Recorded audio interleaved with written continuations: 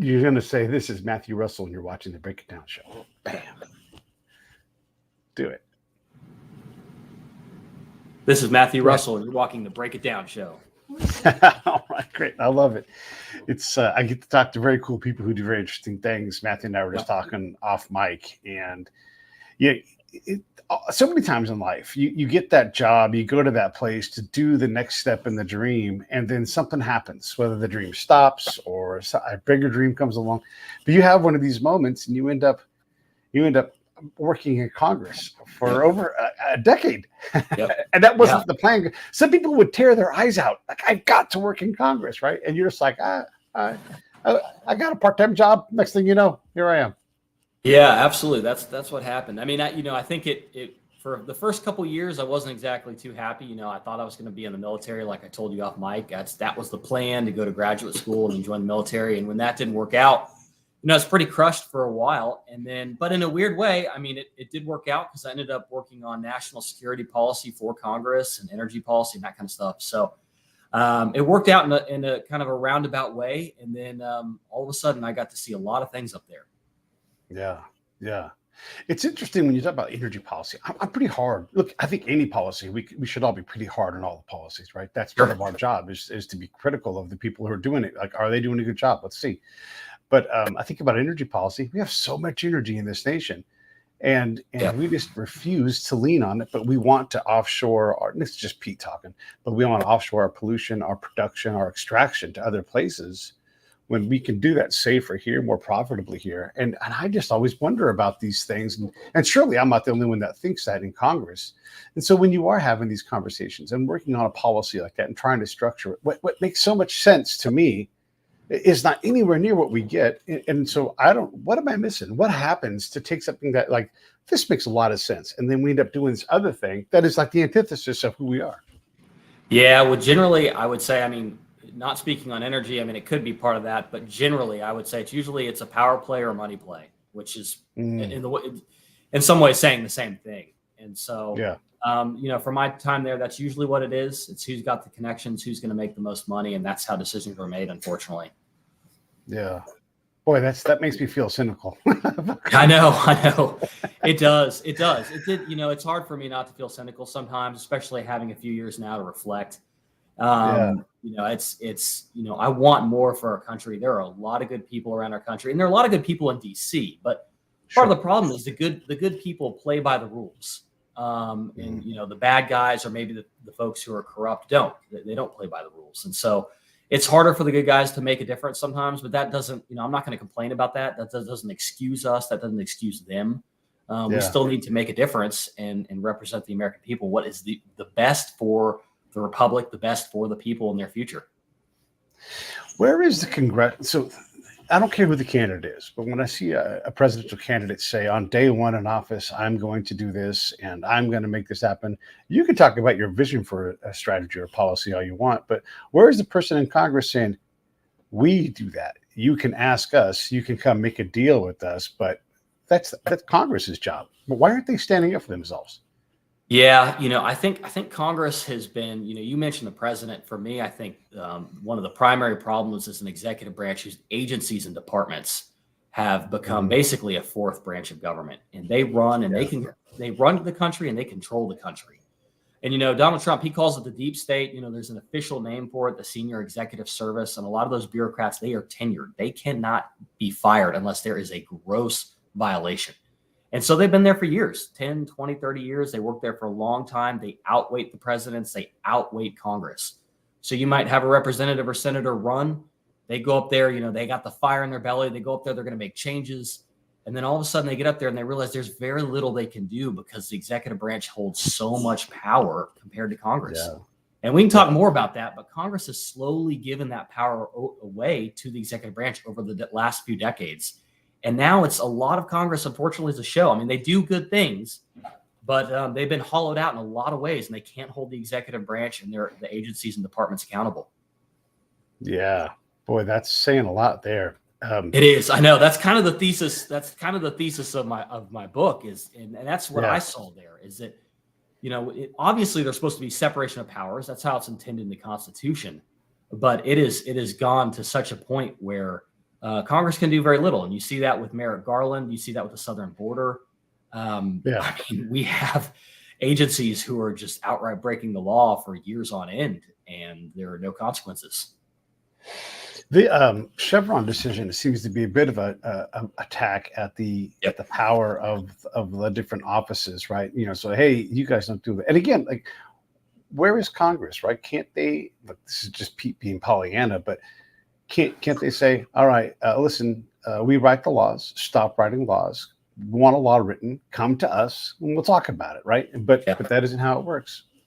Yeah, no, it's not. I mean, Chevron was a huge victory for those who see DC as a problem, the regulatory environment as a problem. Now we have the hard work of unrolling all those regulations that were passed over the last few decades using Chevron. So that it was a huge victory. But now we got now Congress, I say we, but now Congress has to unroll those laws. And to answer your question, part of the reason why Congress can't do that is because the executive branch, these agencies and departments have essentially been taken over, or at least the lead positions have been taken over by the Democrat Party. And so the Democrats in Congress then protect those regulations from being changed, while the Democrats in the executive agencies and departments write them out. And so it's kind of a 1-2 step there, a 2-step there, where they watch each other's back. If Democrats in Congress can't get a law passed, then the Democrats and the agencies will write that into a regulation. And then the Democrats in Congress will protect that regulation from being changed or nullified by a law through Congress. If that makes sense. That's no, it does. And anytime we start talking about like one side of the aisle, I always think, gosh, then there's like the attacks against the Republicans and the things that they do to undermine our own agency, our own, and it's such a back and forth that you're like, what's the point? Is the point the people, or is the point the politics? Yeah, no, that's true. It's a lot of politics. And I will say, part of what I talk about again in my book is that there was a huge chunk of the Republican Party that became big government.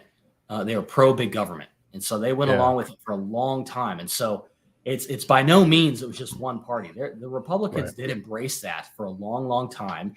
And I think it's grown, and maybe there were good reasons for it, maybe they're bad, but it's grown beyond Congress's control, or beyond the people's control now, where it's so outweighted. So yeah, there is definitely responsibility and blame on both sides of the aisle. There's no doubt. I think you see an awakening in the Republican Party and kind of the Freedom Caucus Tea Party movement, where they, it really started under Newt Gingrich, that we've gone too far.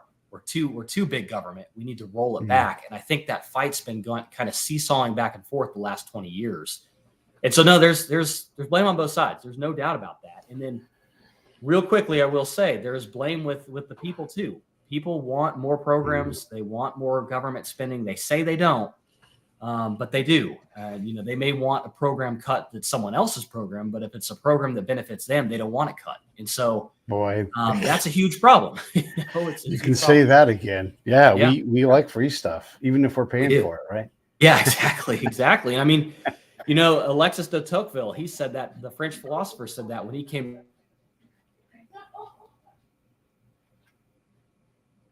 to America. He said, the American system is called. Yeah. I'm not sure if I'm stuck, if you're stuck, so I'm going to look and see here. Everybody, hang in there for a second. I don't think I'm stuck. Well, could have been me. There we are. Might have been you. That's all right. These things happen. It's the world of Wi-Fi. So you were saying about Alexis de Tocqueville, and obviously we'd like to hear what he says, because smart dude who came and saw things, and we're still talking about his work. So say it again, please. Well, when he came to America in the 1820s, he made an observation that the American system of government was going to struggle greatly if once the politicians figured out they could bribe the American people with their own tax money. And I fear that's what's happening now. I mean, right now we have a looming government shutdown coming. There's a disagreement over spending. There's a disagreement over, passing another law that makes sure that illegal aliens cannot vote. And the Democrats aren't for that. Republicans are for that. So we may have a government shutdown. And here's the problem with that, is that if there is a government shutdown, that means Social Security checks stop, military checks may stop. And so people aren't for that. And so the system in a way is kind of on autopilot. We can talk more about this. I'm kind of jumping ahead, but the system is on autopilot, where it's really hard to make changes to spending or to wasteful programs.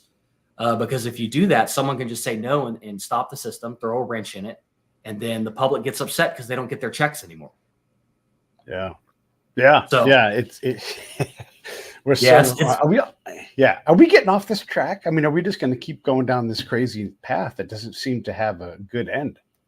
I think we are going to keep going down it. And that's, again, another reason why I wrote this book. I wanted it, like I told you before we went on, one of my solutions is just education. And that's not sexy. That's not headline grabbing. Come on. But the American people have to see what's going on. And my book is kind of a civics book in a way.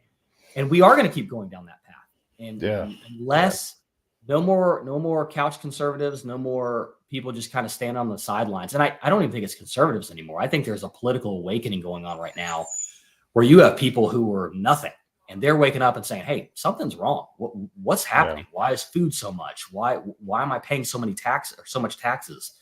And so that's part of what I'm trying to get, or who I'm trying to reach as well, is this whole millions of people who don't identify as anything. And they're waking up and realizing that, whoa, the government is a problem. There are some serious problems here that we need to fix. Man, yeah. And I commented. I try not to comment politically on social media, but sometimes I just can't help myself. But Sure. There was this thing, and this was the presidential candidates, and we have to have better candidates, no matter who wins. A couple of things are going to happen. The losing side is going to say we was robbed. That's going to happen.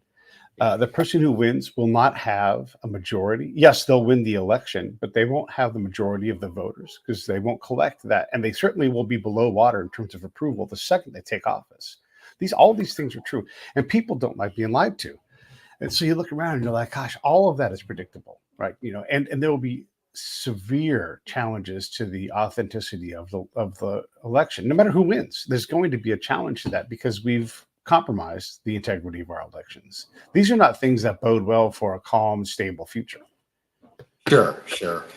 Yeah, I mean, there's a lot of funny games going on, unfortunately, and I mean, there was some, in my opinion, there was some significant election fraud that took place, and you can see it throughout our history, unfortunately, and it does happen.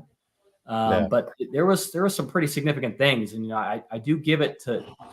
Let's use one example. I talk about people getting up off the couch and they got to do it. This is one example where I think a lot of the local county commissioners and local legislatures went through and really looked at this over the last several years and are digging up a lot of problems. And that's a good thing. We need a healthy, instead of just covering things over, we need to bring things to the surface. It may be difficult for a little while, but we will fix problems. We will reinstill trust in our elections. And so I give it to a lot of those people in Georgia, Arizona, Pennsylvania, Michigan, Wisconsin, who are just going through. It's like, all right, 10,000 people use the same social security number. Can't have that happen. We got to fix that. And so good on them, because that takes hard work. And a lot of them are not earning money for that. They're just doing it because they love the country.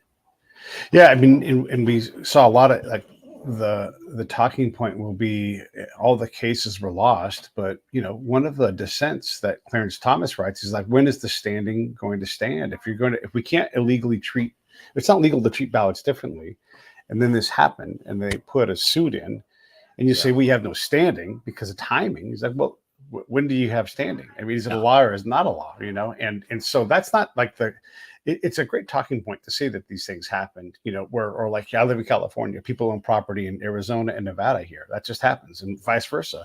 And so we don't have an interstate system. Here's the thing we don't have. If I submit my ballot, I don't know if it was ever calculated. They can tell me, they send me a sticker, right? Yeah. But I don't know who was tabulated for. I know nothing.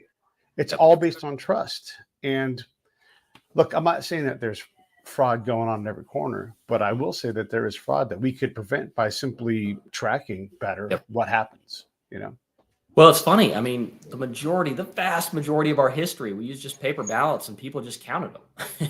And that's why we were broken down into precincts. It was broken down into a very small, manageable area.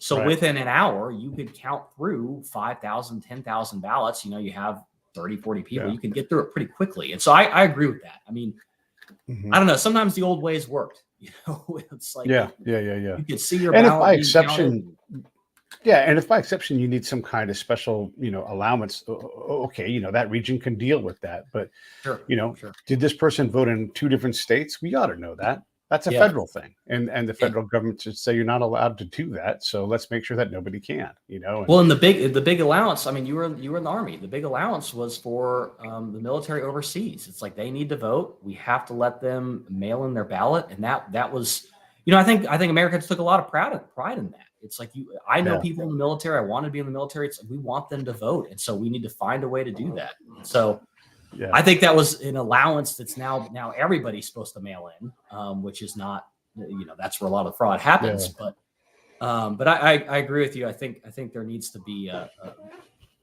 and I think that's what's happening in the States. I think they're going through and really firming up a process that got really loose. I think there are people who intentionally took advantage of it, but also I just think it may have been just bureaucracy in a lot of ways as well.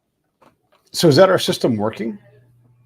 I think so. I do. I mean, and you mentioned Clarence Thomas. I think a lot of, these judges, not just him, but these judges throughout the U.S., they didn't know how to act right after 2020. There was a lot of stuff going on, a lot of emotions. They weren't sure who to believe. And I think over these last few years, the evidence has come out. It's been systematically documented. There's not people in the streets with pitchforks. I mean, they're going through a legal process. And so I think now if that were to happen in the future, I think more judges would be willing to look at that in a faster manner, because there's actually been evidence and they've worked through it. So I think that is the system working. I do think that's how it should be done. Yeah. One of the things that is always important, and I say this quite often when people are complaining about it, and I complain about the government too. We all do. That's a normal thing. But Yeah. You're right. We have to get off the couch, and I don't mean be an activist. I mean be involved. And so go to your district people, the judge, the lawyer, whoever it is that's going to be responsible for that count, and say, I want to help. Yeah. How do I get involved? Because I guarantee you, even if you and I disagree politically, you and I can sit in the room and say there'll be no fraud here. You're going to see everything I do. I'll see everything you do. If you need a third party, great. Everybody wants the same thing, an honest, fair election, and let the results be what they are. But we get all this chicanery and the lack of transparency and the judges that back that stuff. And that doesn't give anybody a feeling that, like, I know people that have worked in the role where they run the count center, whatever it's called, in whatever state it is, whatever level. I know several of those people, and they're like, Pete, it's chaos. It's chaos. You're just trying to get the job done, and there's all these competing things trying to keep you from simply just doing what you envision, Pete. Having people sit in the room, there's all this extra stuff that goes on. Sure. Yeah. I mean, when you sign up, you think it's like a Mr. Smith Goes to Washington situation where you're just going up there and doing your honest best, and you're going to go into these situations and count ballots and do what you're supposed to do. And you find out there's a lot of pressure to do bad things and to manipulate the results. So let's get back into the Congress side of things. So you're working there as a staffer. How hard are those days? Some days are hard. Some days are easy. Like any job, I would say. There's a lot that goes on in Congress. Congress it's the manifestation of our republic. It is where our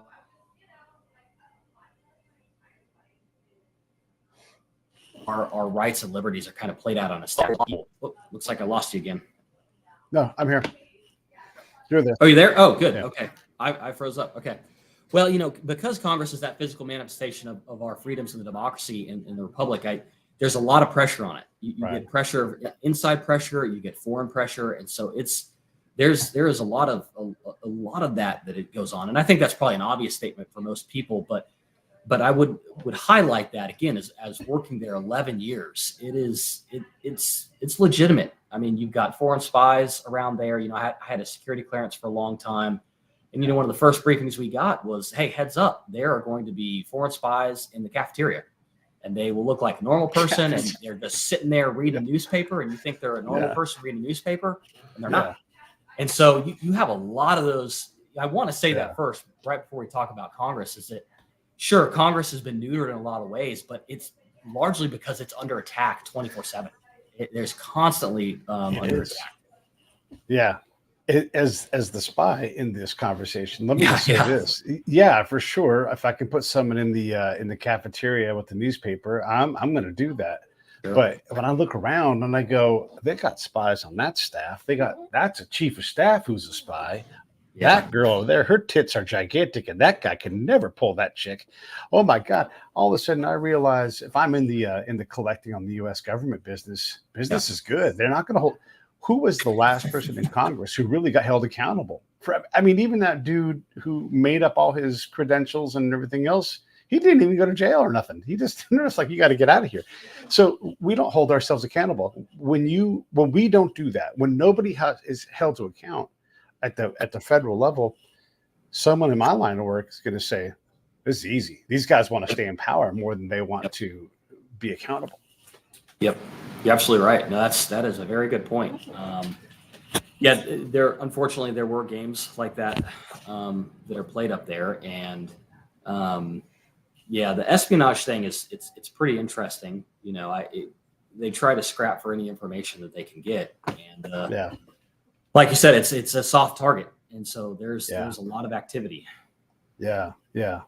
When you are doing a late night and it's hard, what are you guys doing? Are you guys negotiating? Are you writing? Are you reading? I mean, it seems to me you guys must just read and write all the time, but I don't know what that work is like. So you tell me. It's funny. My family would ask me that. They're like, "What do you actually do?" And so, What do you I do? Yeah, yeah, what do you do up there? So I get that question a lot. It really depends what, if it's like the stopgap spending bill that's going to be negotiated here soon. A lot of the personal office staff, that's the staff that's in each office of the representatives and senators. A lot of those staff are just on hold. They may be right. working on other meetings or other hearings or preparing for other hearings, etc. But when it comes to that level, it's on hold because it's the leadership level who's negotiating it. Another problem I think is wrong with Congress is that a lot of those negotiations have been taken away from normal members and moved up towards leadership, and so it's just a negotiation from a few people in Congress and the White House, and Yeah, sometimes maybe in extenuating circumstances that is necessary, but that has become common now. I mean, in my mm, time it was there. It started to kind of change in mid 2010s or kind of the Bush era, the end of the Bush era, it yeah, started to kind of change. Where now it's, I mean, if you're not, the speaker or majority leader, you sit around and wait for your marching orders. And that is a terrible spending process. So when you and I vote for someone and they go up there and we want a representative or senator to be heard and to put it to represent us truly, they yeah, can't, or yeah, they're not able to. And so, yeah, anyways, I'm getting away from your original question. So it depends. Work is extensive. There is a lot of research. There is a lot of writing, a lot of meetings with constituents and businesses back from your district or your state. That's very frequent. And then yeah. constantly prepping prepping the representative or senator, whether it's for a hearing, a meeting, the latest news, because they've got a million things on their plate. And so your job Sure. as a staffer is to reduce the amount of work on their plate, but make sure they know what's going on, if that makes sense. Yeah. Oh yeah. No, I mean that's the same kind of world I've worked in. You're trying Sure. to get the commander everything the commander needs and nothing more, Yep. and Yep. only let the next level get after a problem if you can't handle it at your level, right? And so Yeah, yeah, exactly. that Yep. makes perfect sense. Yeah. Yeah, man. So when you're looking around the landscape, I mean, you've made it right, 11 years, but you decide to punch out and go, I can't do this Sure. anymore. I'm Sure. gonna write a book, right? So I guess talk to me through that, but also I want you to layer in how long can someone be in Congress before the Sure. average Yeah. person is just completely corrupted? Because look, if Pete was president, I wouldn't write many executive orders. Matter of fact, I would tear up probably 10 a day. But I would say if you are a member of Congress and have a combined wealth of, let's say, $40 million, something like that, I would say, congratulations, you've won. I'll look for you to turn in your seat. And if not, I sign nothing. I'll throw that wrench in the monkey wrench pile because, you know, at some point, if you're so wealthy, you have no idea what it's like to buy milk in a grocery store, Yeah. then Yeah. you're not representing the people. No, I agree. There is a dangerous trend that not all, but there are a lot of representatives and senators who go to DC and somehow become very wealthy. Yeah. And it's unfortunate. I think a lot of that is what the public and what we call insider trading. I think that's a lot of where that comes from. And Right. in my time there, I can't say that I stepped into an elevator and heard a senator like, "Oh, I'm glad I made that insider trade." Yeah. That didn't happen. Staff and myself and other staff, you find out about it just like the public does. Is once it's registered with the office there, that's when you find out about that trade happened. And so, I do think that we need to cut that off. That needs to be fixed. That needs to be restrained. We can't have our representatives and senators doing that. Yeah. So what gets you out of the game though? I mean, I can imagine Sure. that you're seeing things like that make you not want to be there, but like, what's the straw? Well, it was actually, it's not really an exciting story. It's really a combination of things. I mean, I'd never planned. I thought I was going to be in DC about two and a half years for graduate school, and then again, join the military. And when that didn't work out, I stayed in place. So every year that kind of got tacked on, I was thinking in my mind, okay, a year or two more, just 1 or 2 more years. And right when I got around about, 9 years or so, it's like, all right, what is the plan here? My life is moving by. I do not want to do this for a long time. And so it was more just a personal decision. Okay. I wanted to move back to where I was from in Texas, be around family. And so it was more of kind of that. And I felt like I'd done it. I had started as an intern. I worked my way up to chief of staff. I held, I think, literally every position at the office at some point in time. And, it was, I appreciate the experience in a lot of ways because I think I can take what I learned to help make change. But it was just time. I mean, it wasn't necessarily one thing specifically, but I decided to come home, and I'm glad I did. I needed the time away from that place. It's a lifestyle that's almost 24/7. You live, work, and breathe that job. And I didn't even realize it until I'd really been about a year or two away, how much I just needed to get out and get back to a normal routine life. Yeah, and everything becomes a crisis at some point, right? Otherwise, it wouldn't be on your, especially chief of staff. You goddamn, you're a firefighter with two hoses under each arm, spraying in different directions. I mean, it never stops. A chief of staff. Yeah, it wasn't too bad when I was chief, because the representative I worked for was he just announced he was going to retire, so it wasn't terribly stressful, but I certainly had my share of stressful days. There's no doubt, but that's just part of working in Congress. Yeah. When you decide to write a book, though, where does that come from? I get that. Okay, this was never meant to be your career, but to write a book, as you know, not the most easy thing in the world to do. I know. And to take that on, that means something got stuck in you pretty hard that you didn't want to just not talk about.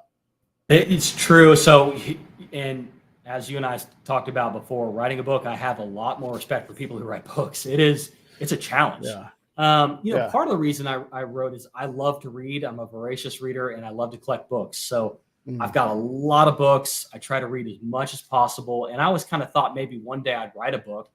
And then, once I kind of had some time off, a friend actually suggested it to me. I was just talking about some of the things that were going on and what was happening. And he thought it was a worthwhile conversation. And he asked me if I'd ever considered writing a book and about Congress specifically. And so that was kind of the start of it. One thing led to another. And you're right. It's a lot of work, but it was gratifying. And it's gratifying because I want to help educate the American public. There is so much information out there, and there's a lot of good information, but there's also a lot of bad information or just valueless information. It just takes up your time. It doesn't add or doesn't take away. And so I wanted to write this book to explain, what's actually going on, give people the tools to see how it actually works in an office, which I do in my book. So, I mean, information that staffers or maybe only lobbyists would know, that's in my book. It is in there, how an office actually works. If you have a problem, this is how you approach the office. This is who you talk to. On that side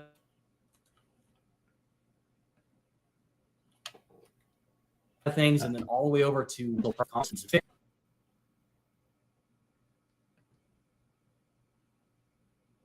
Yeah. I think you got stuck here. Hang in there, Nathan. Matthew. Sorry. Hang in there. There you are. There you are. Okay. So, all right. So you say that last part again because you got stuck, and I got to fix this over here. Okay. Yeah. Sure. So, well, I was talking about how, everything from how an office works to the fundamental problems with Congress that need to be fixed, and then also offering solutions on how to actually fix that. Because I don't I said, I don't want, there's so many talking heads who just complain and talk about the problems instead of offering solutions. So I wanted to offer solutions, and I pack all that in to a 233 page book. So there's a lot in it. It's small. I tried to narrow it, but I wanted it to be impactful, and it's written in a way too, where you can jump around chapter to chapter. You don't have to read it cover to cover. You can, whatever your interest guides you. To everybody's watching, so there's Matthew right there talking about his book. The link for the book is down below. You know what I always say, buddy, read, and so buy two, buy them for a friend, and read it together, and see what you think. Yeah. I mean, this, I'm going to say that, and you correct me if I'm wrong. This isn't a book about politics. It's about a book about policy, and how the machine works, and things that you think that we all could do to, among them, educate, get involved, get off the couch, that kind of thing. So I encourage everybody to take a look at this. Look, we've had Dave Daly on talking about how our rights are taken away primarily from the right side of the political equation, and how they work judges and how they work the law, right? And so there's all these competing things, but we bring all of these people in to show you that there's a lot of, everything's a competition. Everything's a competition, right? And so when we think about this party got an advantage here, that party got an advantage there, all of a sudden everybody's just fighting each other. And what I think you were trying to say is get out of the way of that and get to work and demand your rights, right? Like exercise them. And it's people, I want to say this one more thing, then I'm gonna shut up. People are always desperate to ask you to vote, but everybody's desperate to avoid jury duty. And which one of those things is immediately more important and a part of your job as a resident of your area? Like if you don't, you have to do jury duty, just as important. I mean, someone's life is on the line potentially, right? Millions of dollars are being decided in lawsuits. No, absolutely. No, that's a good point. We do have a role, and that's part of what I say. The very beginning of my book is that the first duty of the American citizen is to serve the republic and to help the democracy. And so I say it a little more eloquently than that, but we have an active role that we have to play. And our country has done so well for itself that most of the public, we've been allowed to not play that role for decades now. People have been able, and that's people pursuing their lives and raising their families. That's a good thing. That's what we're supposed to do. But we have completely neglected the role of what a citizen is, in helping make sure our republic is healthy. And it has been a long process, but we're there now, where the executive branch agencies and departments are completely autonomous. They're completely separate from the American people. And that's a significant danger that we have got to fix.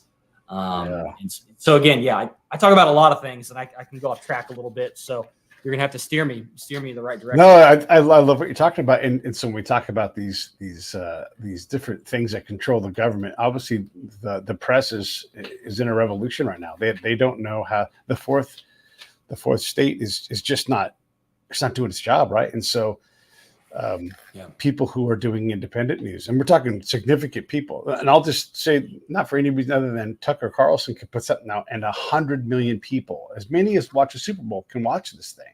And ABC News, NBC, they don't hit those numbers. There's all kinds of independent creators. There's all kinds of them across a wide variety of things that are creating things that, the media is going to have to figure out how to be big and respected, because folks have left. They've left. Substack is way more influential than any major network news. And that's part of the system working. And then I guess I would say also, we see the attacks on the Supreme Court and the desire to change that, to bring it, like to grab it and go, hey, you're going to do what we tell you to do, right? I want the Supreme Court to be completely separate from all that stuff, and to say, this is a law, this is not a law, go reconsider this, right? That's what I want them to do. I don't want everything to be unanimous. That's not diverse. No, that's true. I mean, packing the court, I mean, that's essentially trying to change the Supreme Court into a small House of Representatives. That's what they want to do, where you add more justices and then you basically just take a vote, which they do vote, but I'm talking about literal sense, like in the House of Representatives. You put something before it, and then that would be a mess. But to your point, before the Supreme Court, what was your point before that? Oh yeah, the media.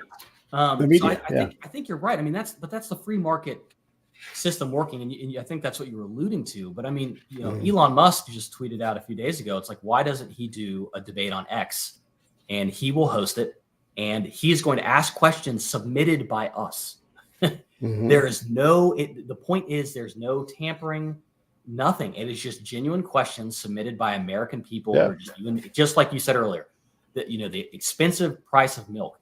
Those are the people who are going to be submitting the questions, not news anchors that get paid $1 million a year at least, and have significant political biases. And so I think in folks like yourself, I think it's necessary. But again, to the point you were making, the reason why this stuff is popping up is because the media has compromised itself in such a significant way. And so I don't know if they're going to change. I don't know if they're going to do that. Right. And right now, I mean, I think I really like what's like here with you, with Substack, with X. Right. I mean, it's working for a lot of folks. Yeah. Yeah. I mean, if Max Boot and I got into the same room, he would have all the credibility because he's Max Boot and he knows a lot about those things. Bottom line, 100% true. I know more about the application of our foreign policy than he ever could. And so I can have a legitimate conversation with him if he would sit on this show. Right. And I wouldn't try to attack him, but we would understand that there's a place where his expertise takes over mine, but they're connected in a world that the guy down here who does the actual work isn't represented by people. And so he can't be right enough because he's not rooted to the ground where the truth is. And it's a real interesting time where these conversations, I'm picking on Max Boot, but these conversations are possible if the Max Boots of the world have the guts to come and sit down. I mean, look, you don't have to like President Trump, but he sat down with Lex and did a great interview. Those guys, I mean, there was no structure that he could prepare for. He had to sit there and take those questions, and Lex did a great job. And if you chose to watch that, you got to look at President Trump to see if he's the guy you want to vote for. It doesn't matter if you do or don't like him, but you wouldn't ever get that on ABC, on CBS, on Fox, any of those channels. You'll get something that's a fantasy. Yeah, no, I mean the podcast he's gone on. I mean, Theo Vaughn, if you're aware of him, and Aiden Ross. I mean, he's going on a wide range. It's a new time. It's an exciting time. Yeah, it's an exciting time. And I think, to your point, though, I think maybe again, not to Max Boot, not to abuse him, but that kind of generation and that kind of thinking is changing. It's slowly exiting the stage, if you will. And so, it's quite likely the next Secretary of State is going to be doing podcasts, right? I mean, that could be a thing. I mean, we're that close to that happening. So it's an exciting time. I mean, information there's a lot of disinformation out there and misinformation. As you know, there's a difference. And hopefully your audience knows what that difference is, but there's also a lot of value out there as well, where information is devolving, where normal people can take it. And that's a good thing.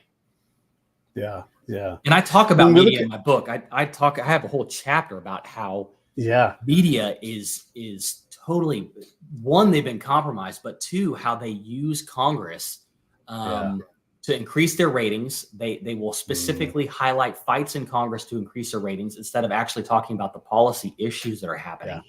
And that just destroys the media, and it hurts Congress because people, I mean, they tune in because they want to see the fights, but then a large majority of the public doesn't want to see that. So they don't tune in at all. And so both the media has just completely discredited themselves, but then Congress, it makes it just look, they make them look like a sideshow, and it's unfortunate. Yeah. It's, and this happens in a lot of different ways across a lot of different media, but it's great to watch Senator Kennedy dress somebody down when he's got them in front of him in Congress, but they never show you that judge getting confirmed or whatever it is. They show this dressing down. It's like, oh, that guy's fighting for me. But to what effect? Yeah, and then he gets confirmed 2 weeks later. Yeah. Or Mayorkas is, nothing happens, right? So if Mayorkas is, getting hammered, and then nothing happens, well, then I guess nothing. And same thing, like Lindsey Graham, the next time he points his finger and yells at somebody, and I'm bored with it because I'm like, yeah, whatever, man. That's theater. Stop being a theater person and be an action person.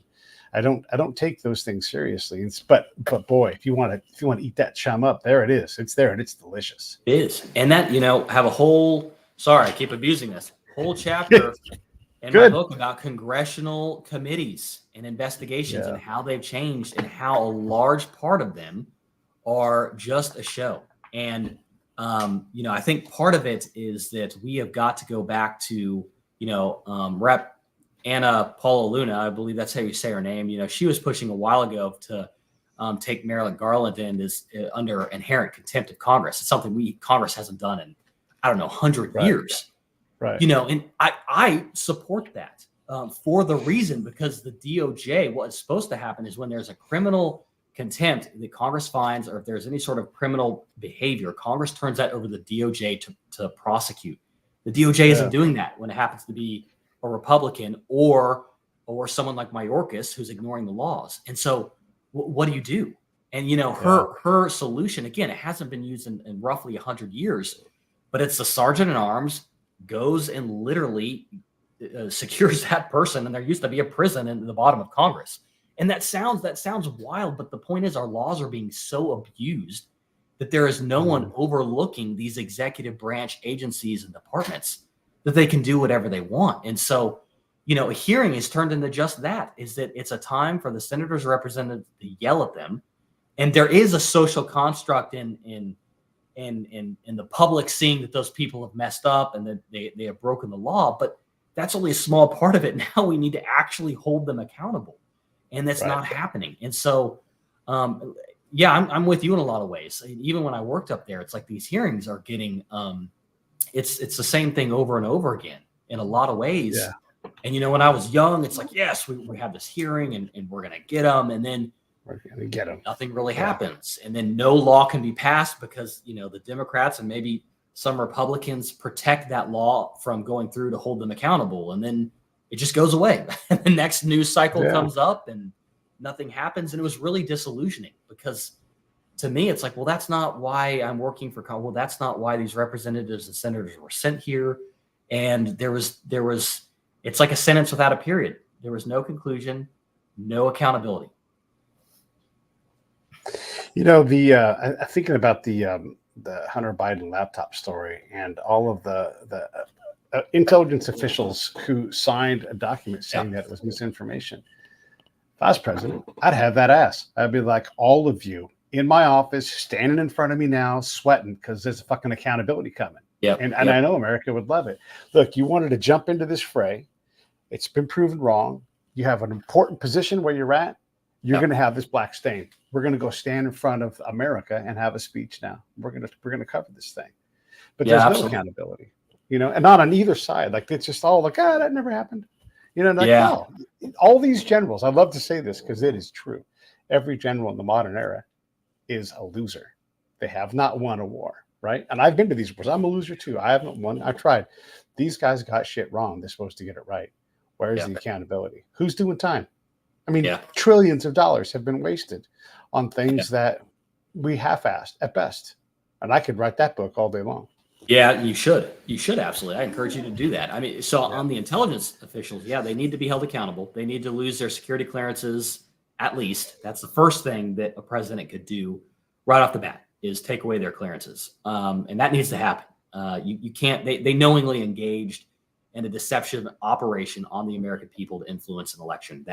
That's what happened. And so they need to, at the very least, lose their clearances. And then full threshing needs to be gone through. If they've broken laws, they need to be prosecuted. And I think, that is why it's so intense right now, is because President Trump and a lot of his advisors are fully intending to do that if he wins the election. And so I think that is why it is such a fight right now. I mean, there's a lot of intense things. You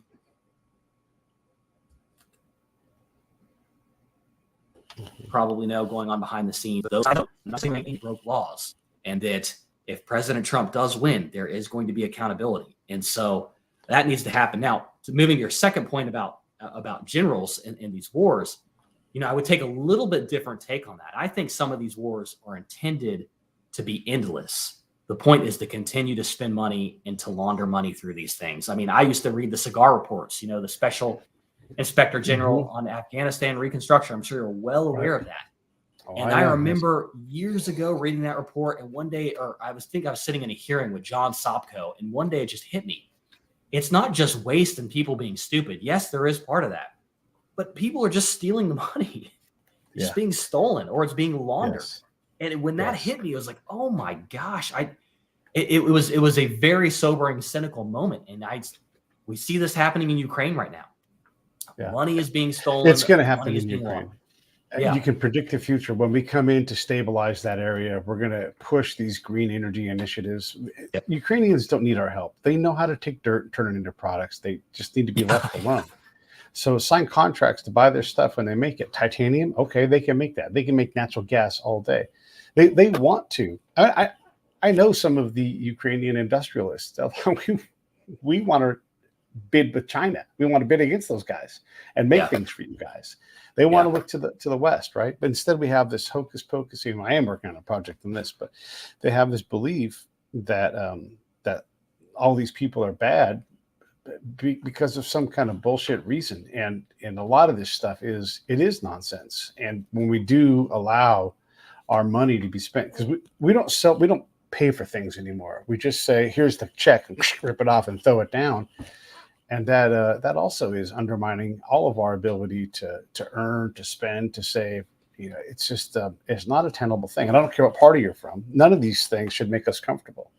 It's true. And what's crazy is, my background is national security. I mean, I have 2 masters in it. That's, again, I wanted to join the military. I was all about that. And then to start to learn and see behind the curtain and see some of those things happening, it was, disappointing is an understatement. Because when you really realize, it's like, I thought some of these folks, and again, not everyone is bad, but there are the bad guys that are on our team who are doing this stuff. It's like, man, I thought they loved our country. I thought they were doing this for the right reasons. And then you realize they're not. And so I think a lot of these wars, these wars aren't meant to be won. They are meant to just be a cash cow for multiple industries and people, and just to continue. So back to your point, it's like, I wouldn't say you're a loser. I think you were in a situation that wasn't supposed to win. Unfortunately, that's what I think part of it was. And maybe that's me going out too far. Maybe I'm going too far on that. But either way, it was. I wasn't in charge of training and doctrine. I was in charge of day-to-day relationships and understanding what was going on. I did my best to do my best. But when you realize how much fuckery is going on, when you work several years in a row in the same region, and you see the same exact playbook deployed, like you guys aren't even close to ready. It's like you're not even single A baseball players coming up to the majors. You guys are high school kids. They have no idea, right? And so cigar and all these things. Who's ever been put in jail from a cigar report? Who's ever learned anything from the Lessons Learned Center? Like no one ever. These things don't happen, and so all of this stuff just creates revenue. How many people have made millions of dollars because they are a PhD level expert in Russian conflict? Boy, it's been payday for these guys, right? They don't have to be right. They can be wrong their entire career, but they're going to get paid, and it's costing us a lot. It is.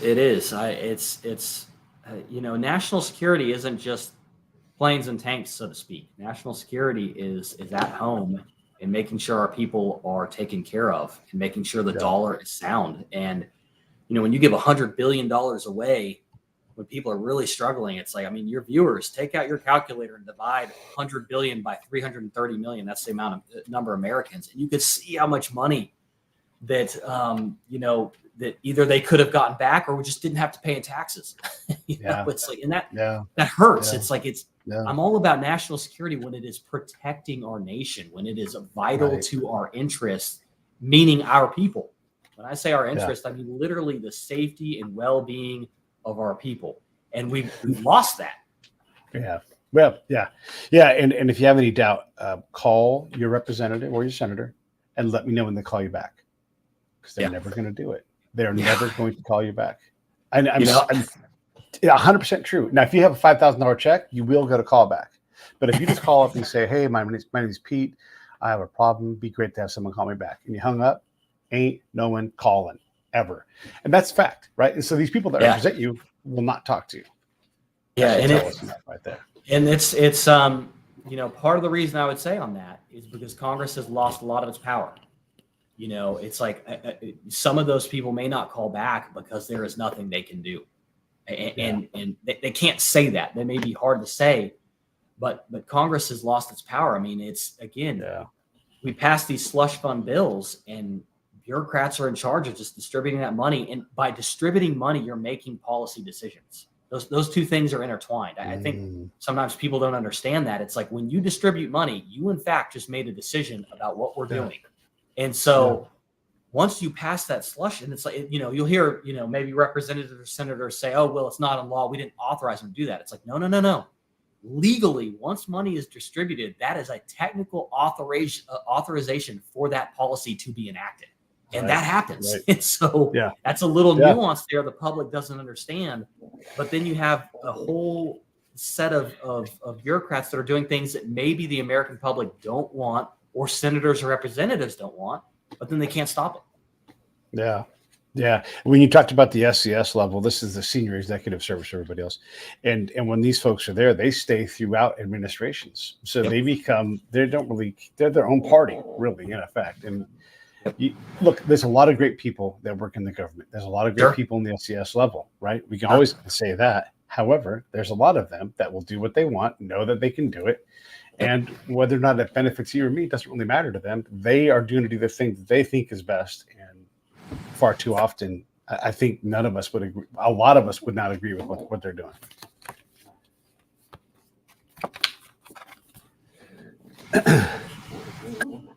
There you are. Lost you for a bit. Right. Yeah. That's all right. It's all right. Wi-Fi is like that sometimes. Okay, so let's try to close this thing on some positive notes. Okay. Right. We've been beating on the government and everything else for a while. Yeah. But look, this is our country, right? And this is a democracy. And we really can vote, and even better than vote, go get involved. When I say that, I mean your local government, your local agency, your local whatever it is. Go there, volunteer, get a job, whatever it is, and get in front of the vote way before the vote even happens. The stuff that gets the ballot for a reason. Get in front of all that and get involved. So that's what Pete would say. But what would you say, Matthew? Well, so, again, talking about the structural issues in DC and with Congress, I think there's a few things that have to happen. One of them is a states convention, a convention of the states. Get out your Constitution. Go to Article 5. It's provided for in the Constitution that when Congress or the government cannot act or refuses to act against the will of the people or the states can get together and hold a convention, and they can pass amendments or make changes to the federal government. And I think we're there.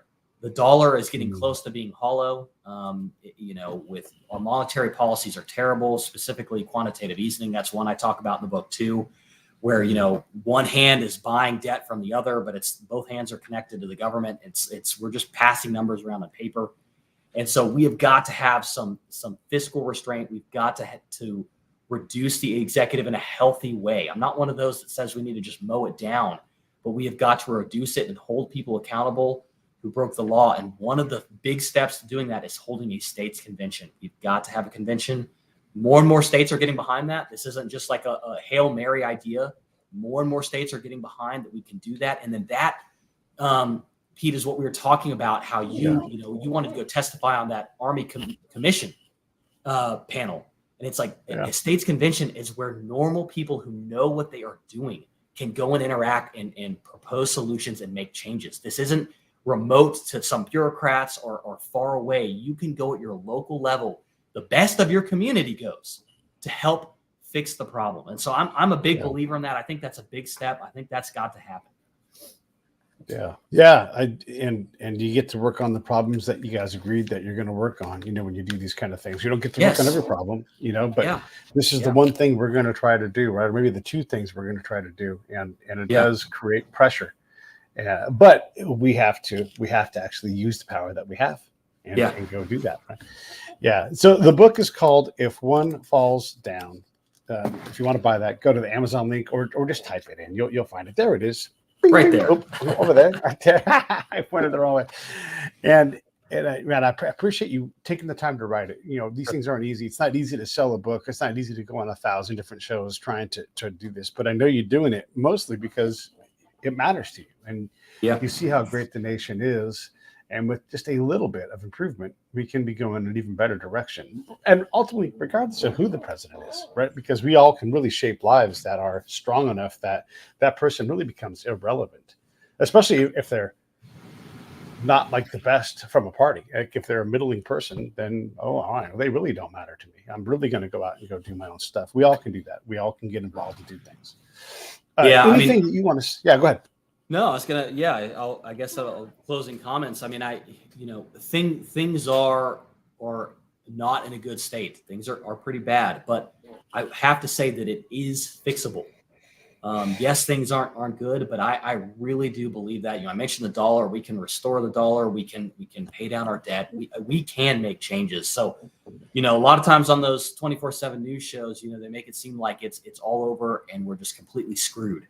We're not. Yeah. I mean, we're not going in a good direction. I do talk about that. That's why I felt like I needed to write this book. We are going in a bad direction. I think we're morphing into a different form of government, but it can be fixed. That's just going to have to be fixed by us, the people. It really, truly is.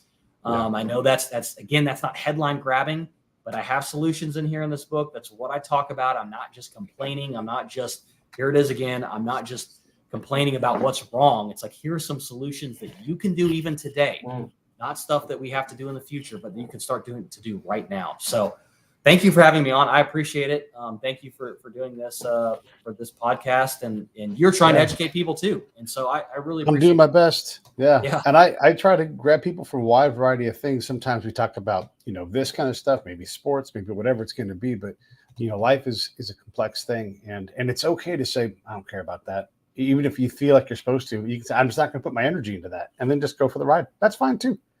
We all have to find our thing that we're willing to put our effort into, which is one of the benefits of living here. Like, our country does, for the most part, go in the right direction. Just kind of drunk and banging into walls and stuff, but there it goes down the hallway. Like, hey, they made it to the bathroom. I can't believe it. So, yeah, man, I appreciate you coming on. I appreciate you talking about this stuff. And right. If you write another book, if you're crazy enough to do that, you're welcome to come back on, or anytime you want to talk foreign policy too. This, having 2 degrees in that field, it's great. It's great to know that that's out there. Yeah, and I still read a lot about it. I mean, I love to read. I'm still cranking through books. So if you need me to come back on just to give my opinion on something, please do. I'm happy to do it. All right. Let me roll these credits. Stay there and I'll come right back to somebody. Bye, everybody else. Hey, thanks for watching the show. I really appreciate it. Right here, you can subscribe. Please do that. It makes the show grow. Hit that notification bell so you know which incredible guest is coming up next. Down below is the PayPal link. You can put a small subscription in. That is an enormous help. All that money goes right back into the show. And then right up over here are the next episodes you should listen to, curated by yours truly. Thank